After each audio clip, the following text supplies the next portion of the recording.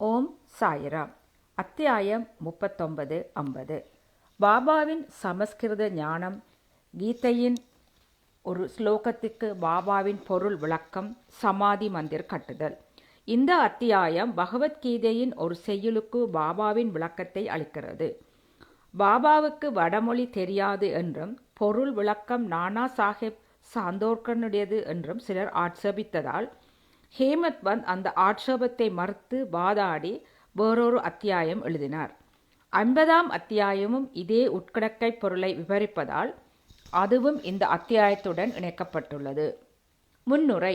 மகா சமாதி எய்தும் வரை ஸ்ரீ சாயி வாழ்ந்து நடமாடிய சீரடியும் துவாரகா மாயியும் நட்பேற்றுக்கு உரியவைகள்.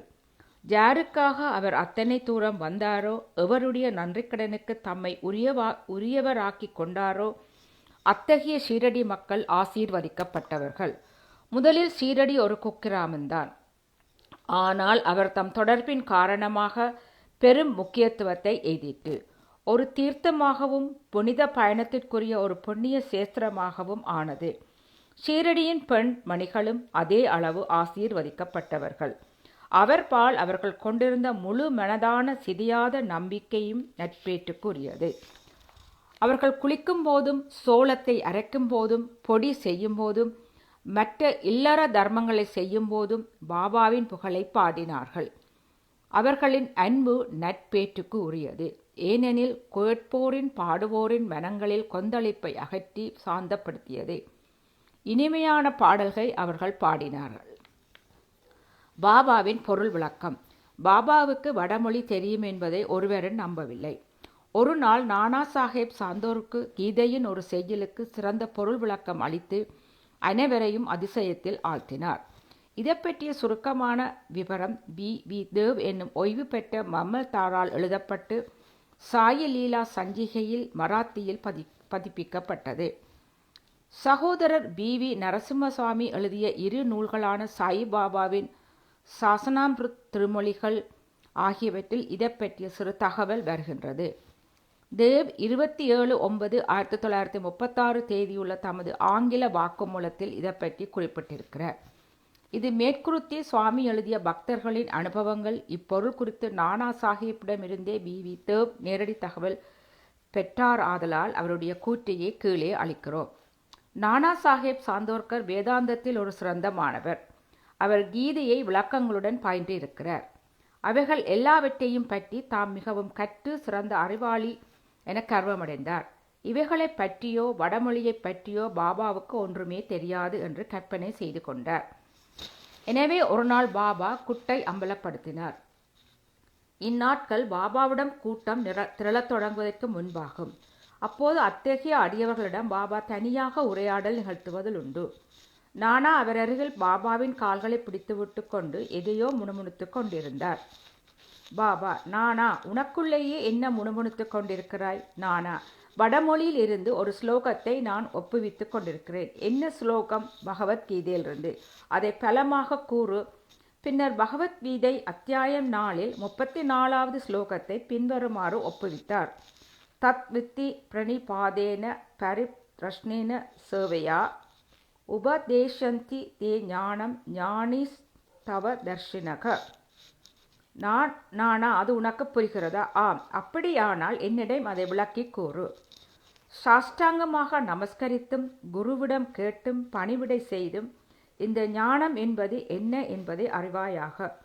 அப்போது உண்மை ஞானத்தின் சத்பொருளை எய்திய அந்த ஞானிகள் ஞானோபதேசத்தை உனக்கு நல்குவார்கள் என்பது அதன் பொருள். செய்யுள் முழுவதற்குமான இத்தகைய திரள் கருத்து எனக்கு தேவையில்லை. ஒவ்வொரு சொல்லுக்கும் அதன் இலக்கண வேகம், பொருள் ஆகியவற்றை எனக்கு சொல்.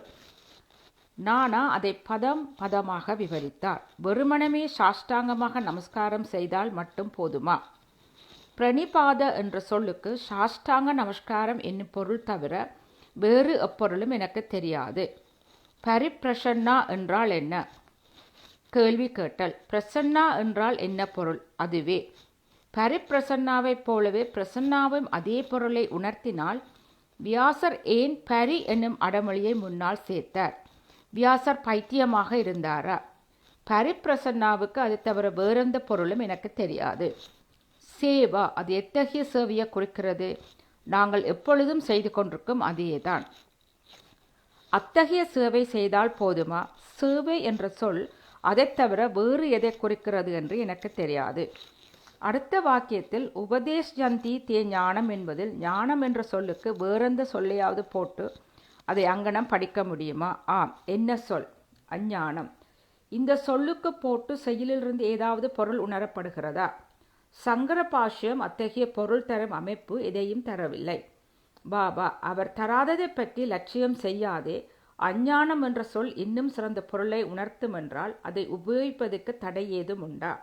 அஞ்ஞானம் என்பதை அதில் வைத்து பொருளை உணர்வது எவ்வாறு என்பது எனக்கு விளங்கவில்லை. கிருஷ்ணர் அர்ஜுனனை ஞானிகளையும் தத்துவ தரிசிகளையும் நாடி அவர்களை சாஷ்டாங்கமாக நமஸ்கரித்து தத்துவ விசாரணையையும் சேவையையும் செய்யுமாறு ஏன் சொல்லுகிறார்? கிருஷ்ணர் தாமே ஒரு தத்துவ தரிசியும் உண்மையில் ஞான ரூபமுமே அல்லவா? ஆம், அங்கனமே. ஆனால் அவர் அர்ஜுனனிடம் ஞானிகளை அணுகுமாறு ஏன் குறிப்பிட்டார் என்பது எனக்கு புரியவில்லை. இதை நீ புரிந்து கொள்ளவில்லையா? நானா செருக்கு குலைவிட்டார். கர்வம் அளிக்கப்பட்டது. பின்னர் பாபா விவரிக்க ஆரம்பித்தார். ஞானிகளின் முன்னால் வெறுமனமே சாஷ்டாங்கமாக நமஸ்கரிப்பது மட்டும் போதாது. நம் சத்குருவிடமும் சர்வாஸ்திர சரணாகதி அடைய வேண்டும். கேள்வி கேட்டால் மட்டும் போதாது. ஒழுங்கற்ற முறையிலும் குருவை சிக்கலில் மாட்டிவிடும் வகையிலும் கேட்கக்கூடாது. விடைகளில் உள்ள பிழைகளை சுட்டிக்காட்டவோ அல்லது பயனற்ற ஆர்வத்துடன் கேட்கப்படவோ கூடாது. அது காரிய மனப்பான்மையுடன் ஆன்மீக முன்னேற்றம் அல்லது மோட்சத்தை அடையும் நோக்கத்துடன் இருக்க வேண்டும். சேவை என்பது ஏதோ ஒரு பணி செய்வது அல்ல. தான் செய்ய அல்லது செய்ய மறக்க உரிமையுள்ளவன் என்பது போன்ற உணர்வுகளை தன்னுள் இருத்தி கொண்டு செய்வது சேவை அன்று. உடலின் அதிபதி தான் அல்ல என்றும் உடல் குருவுக்கே அற்பமானது என்றும் அவருக்கு சேவை செய்வதற்காக மட்டுமே உள்ளதாயிருக்கிறது என்றும் உணர வேண்டும். இதன்படி நடந்தால் முந்தைய ஸ்லோகத்தில் குறிப்பிட்ட ஞானம் என்பது எதனை குறிக்கிறது என்று சத்குரு உணர்த்துவார். குரு அஞ்ஞானத்தை போதிக்கிறார் என்று கூறுவதன் பொருள் நானாவுக்கு விளங்கவில்லை. பாபா எங்கனம் ஞானோபதேசம் செயற்படுத்தப்படுகிறது? அறியாமையை அளிப்பதற்கே ஞானம். கீதை அத்தியாயம் 18 66வது ஸ்லோகத்துக்கு ஞானேஸ்வரியின் விளக்க செய்யில் 1396 கூறப்படுவதாவது: ஓ அர்ஜுனா, அறியாமையை அகற்றுவது இத்தகையது. அதாவது கனவும் தூக்கமும் மறைந்து விடுமானால் நீ உன்னுடையவனே. அது அங்கனமே. மற்றும் கீதை அத்தியாயம் 5 ஸ்லோகம் 16க்கு ஞானேஸ்வரியின் விளக்கு செய்யுள் 83 கூறுவதாவது: அறியாமையை அளிப்பது என்பதை தவிர ஞானத்தில் மாறுபாடாகவோ தற்சார்புடையதாகவோ வேறு எதுவும் உள்ளதா? இருளை துரத்துவதென்றால் ஒளி என பொருள். தத்துவத்தை அளிப்பது என்றால் அத்வைதம் என பொருள். துவைத்தை அளிப்பது பேசும்போதெல்லாம் நாம் அத்வைத்தத்தை பற்றி பேசுகிறோம். இருளை அகற்றுவது பற்றி பேசும்போதெல்லாம் ஒளியை பற்றி பேசுகிறோம். அத்வைத நிலையை நாம் உணர வேண்டுமென்றால் நம் மனதில் உள்ள துவைத உணர்வை நீக்க வேண்டும். அதுவே அத்வைத நிலையை நாம் உணர்வதாகும். துவைத நிலையை மனதில் கொண்டுள்ள ஒருவன் அத்வைத நிலையை பற்றி எங்கனம் பேச முடியும்? அப்படி ஒருவன் பேசுவானாகில் அதே நிலையை அடைந்தால் ஒழிய அதை எங்கனம் ஒருவன் அறிய முடியும், உணர முடியும்? மீண்டும் கூறுமிடத்தில் சீடனும் சத்குருவைப் போலவே உண்மையில் ஞானத்தின் பண்புருவமானவன். மனப்பான்மை, மேலான உணர்வு, மிக சிறந்த அமானுஷ்ய சத்துவ நிலை, ஒப்பற்ற செயலாற்றல், ஐஸ்வர்ய யோகம், இவைகளிலே சீடனுக்கும் குருவுக்கும் உள்ள வேறுபாடு நிலவுகிறது. குரு நிர்குணமானவர், சச்சிதானந்தமயமானவர். உண்மையிலே மனித வர்க்கத்தை உயர்த்தி உலகை உய்விப்பதற்கே அவர் மானுட உருவம் எடுக்கிறார். ஆனால் அதன் பொருட்டாகவே அவரது உண்மையான நிற்குணத்தன்மை எள்ளளவும் பாதிக்கப்படுவதில்லை. அவர் தன் வியாபகம், தெய்வீக சக்தி, ஞானம் முதலியன குறைவதில்லை. உண்மையில் சீடனும் அதே சுருவத்தில்தான் இருக்கின்றான். கணக்கற்ற பிறப்பு இறப்புகளுடைய முன்வினைகளின் விளைவானது அறியாமை என்னும் ரூபத்தில் அவன் பார்வையினின்று தான் சுத்த சைதன்யன் என்பதை அறியவிடாமல் மறைக்கிறது. இங்கன மேலே கூறப்பட்ட விதமாக அவன் நான் ஜீவன், நான் தாழ்வான பரிதாபமான ஜீவன் என்று எண்ணுகிறான். அறியாமையாகிய இவ்வேர்களை குரு கிள்ளியறிந்து அவனுக்கு உபதேசம் அல்லது அறிவுரை அளிக்க வேண்டும். தாழ்வான ஈனமான எல்லையற்ற பிறவிகளை எடுத்து பல முடிவில்லாத பிறப்புகளினால் திக்பிரமை அடைந்துள்ள சீடனுக்கு குரு நூற்றுக்கணக்கான பிறப்புகளில் நீ கடவுள், நீ வலிமையுள்ளவன், நீ செல்வமுள்ளவன் என்று உபதேசித்து அறிவுறுத்துகிறார். பின்னர் தானே உண்மையில் கடவுள் என்பதை சிறிதளவு உணர்கிறான். சீடன் உழன்று கொண்டிருப்பதான மாயைத் தோற்றமானது ஜாதனின் தானே உடலென்றும் தானே ஜீவனென்றும் பரமாத்மாவாகிய கடவுளும் உலகமும் தன்னிடமிருந்து வேறுபட்டவைகள் என்பதாகும். இது கணக்கற்ற முற்பிறவிகளில் அவன் மரபுரிமையை பெற்ற பிழையானதொரு கருத்தாகும். அந்த மாயையின் அடிப்படையிலான செயல்களால் மகிழ்ச்சி துயரம் இரண்டையும் கலந்து அனுபவிக்கிறான். இம்மாயையை இப்பிழையை இந்த அறியாமையின் வேரை அகற்றுவதற்கு அவன் விசாரணை செய்ய துவங்க வேண்டும். எங்கனம் இந்த அறியாமை உண்டாகிறது, அது எங்கு உள்ளது, இதை அவனுக்கு உணர்த்துவதுதான் குரு உபதேசம். அஞ்ஞானம் என்பதே கீழ்கண்டவையே.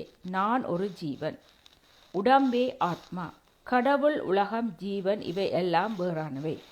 நான் கடவுள் அல்ல, உடல் ஆத்மா அன்று என்பதை அறியாமல் இருத்தல், கடவுள் உலகம் ஜீவன் இவைகளெல்லாம் ஒன்று என்பதை அறியாமல் இருத்தல். இப்பிழைகளெல்லாம் அவனது கவனத்துக்கு கொண்டு வரப்பட்டால் அன்றி ஜீவன் உலகம் உடம்பு இவைகளெல்லாம் என்ன, அவைகள் ஒன்றுக்கொன்று தொடர்புடையவையா, ஒன்றுக்கொன்று மாறுபாடானவையா, அல்லது அனைத்தும் ஒன்றே தானா என்பதை சீடன் அறிந்து கொள்ள முடியாது. இவைகளை அவனுக்கு போதித்து அவனது அறியாமை அளிப்பதே இந்த ஞானம். அஞ்ஞானம் இவைகளின் போதனைகள் ஆகும். ஞானமூர்த்தியாகிய ஜீவனுக்கு ஏன் இந்த ஞானம் போதிக்கப்பட வேண்டும்? உபதேசம் என்பது அவரது தவறை சுட்டிக்காட்டி அறியாமையை அளிக்கவே ஆகும். பாபா தொடர்ந்தார். பிரணிபாத என்பது சரணாகதி. உடலால் உள்ளத்தால் செல்வங்களுடன் சரணாகதி அடைய வேண்டும். ஏன் கிருஷ்ணர் அர்ஜுனனை வேறு ஞானிகளை கேட்கும்படி கூறுகிறார்? நல்ல பக்தன் ஜாவற்றையும் வாசுதேவன் என கொள்கிறான். எந்த குருவும் அடியவருக்கு கிருஷ்ணர் ஆகிறார். குரு சீடனை வாசுதேவனாக நினைக்கிறார். இவர்கள் இருவரையும் கிருஷ்ணர் தம்முடைய பிராணனும் ஆத்ம மனுவுமாக கொள்கிறார். பகவத்கீதை அத்தியாயம் 7 ஸ்லோகம் 18 ஞானேதேவரின் விளக்கம். அத்தகைய பக்தர்களும் குருவும் இருப்பதை கிருஷ்ணர் அறிந்திருப்பதால் அவர்களின் பெருமை உயர்ந்து முழுமுதற் பொருட்டாகவும் அனைவரும் அறிதற் பொருட்டாகவும் அர்ஜுனனிடம் அவர்களை பற்றி சொல்கிறார். சமாதி மந்திர் கட்டுதல்.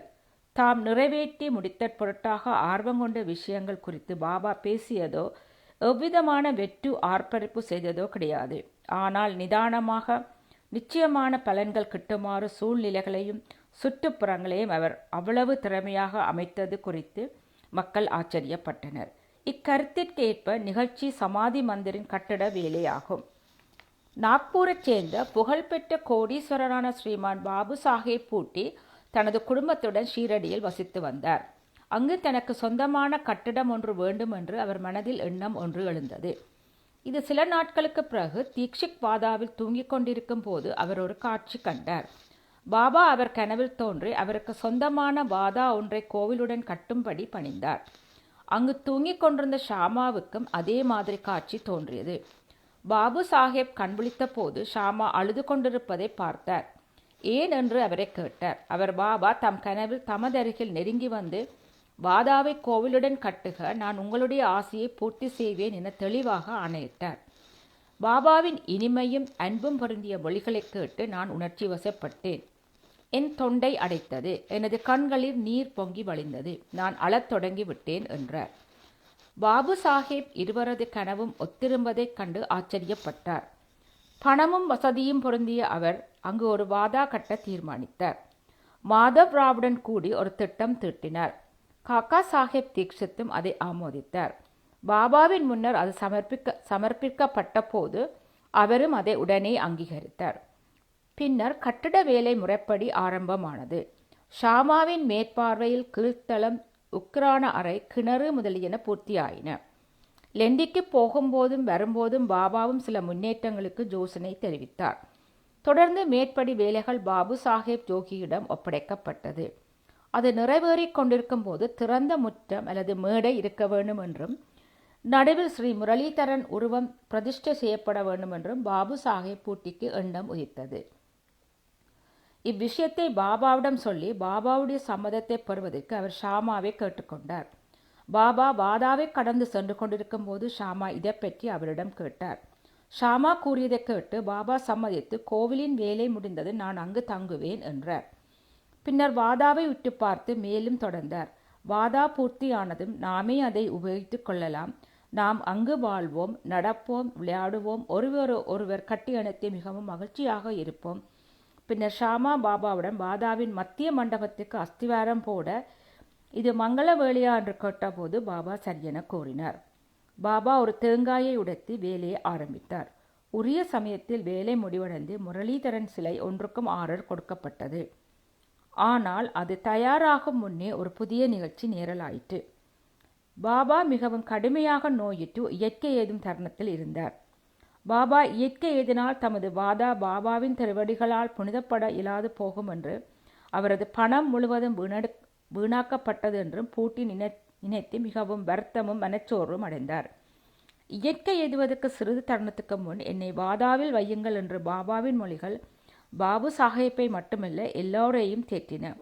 உரிய தருணத்தில் பாபாவின் புனிதமேனி முரளிதரருக்காக திட்டமிடப்பட்ட கோவிலின் மேடையில் சமாதியாக்கப்பட்டு பத்திரப்படுத்தப்பட்டது.